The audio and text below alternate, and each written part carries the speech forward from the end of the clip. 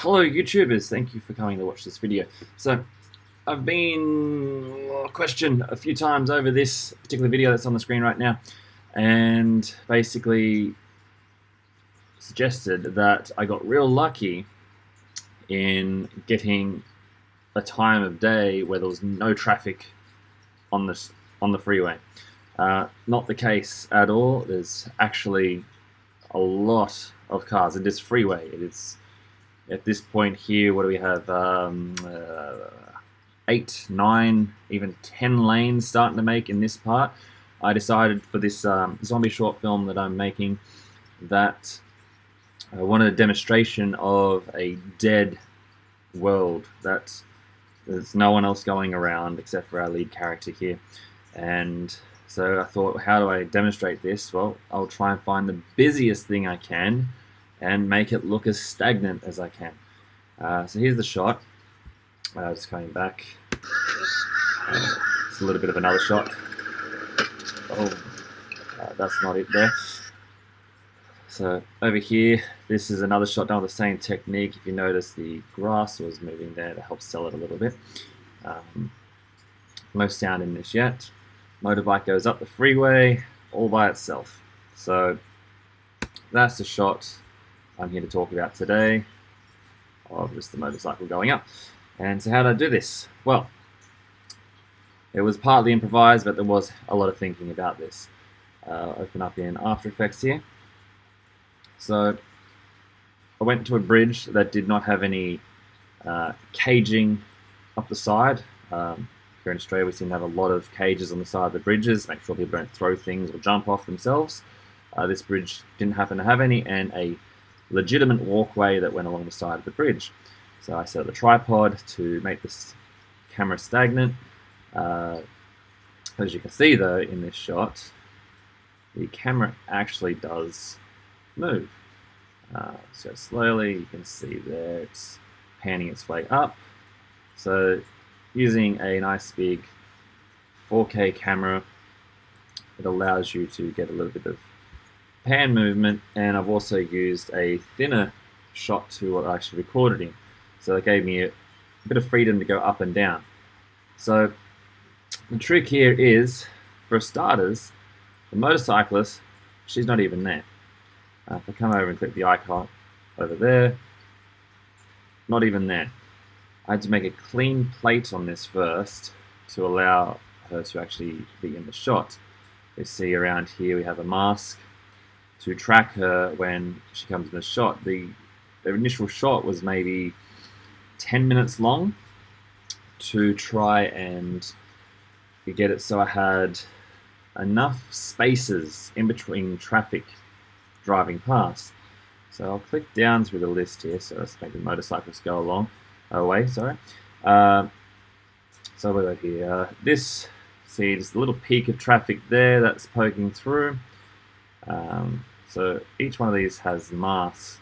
So effectively, it's been feathered, got all this around. So if we go up the shot there, we can see why I went so high with the mask. And it goes out of shot. So this is a moment, effectively, where there's traffic elsewhere on the road here. And these were blank bits of road. So it froze the image there. And because the camera was on the tripod being still, you were able to get away with this. So there's cars poking through there. As I turn off each layer, more and more cars are appearing in different places. So each one has a different mask in different places to make things disappear. So effectively, so each mask is going around a vehicle in the shot. So here, this is, I'm not sure what that one is, sorry. Right here, so this shot had this side of the road nice and clear, as well as all around there. So this was a good actual moment that I caught where a motorcyclist was not in the shot. So I had all this road, so you freeze the image there, and then you just have to get rid of the cars So I didn't need to do it here because I'd already gotten that piece of road from another mask. So come up here, turn that one off. So again, mixing things up as you go through.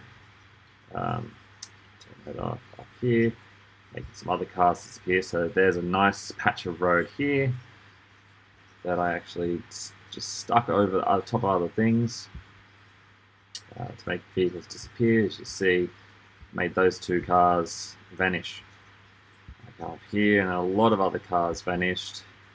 So on this one, here's another moment where it's just 4 vehicles in shot. You mask around and just get rid of them, and slowly as you keep working through this process, you can make vehicles disappear. So as you start overlaying all your shots, you start finding you'll be cleaning up all the gaps until you have a full clean plate. It sounds complicated. It requires forethought to get it done. Enough recording.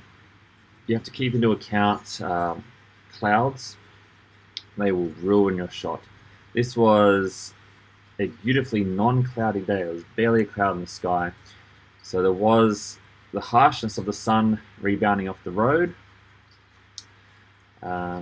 This has to be kept in mind that if the clouds are coming over, you're going to wreck your lighting, and you have to pick a moment if it's going to be all shady or bright. Otherwise, you're going to have a hard time color correcting that up. And then we have our motorcyclist coming through the shot here, and so that just came around. So around her, I'll actually I'll remove the mask on her so you can actually get a idea of what was actually happening here. Let's just go invert for now. So there's the traffic that was actually around when she was riding up the road here. So I follow that through.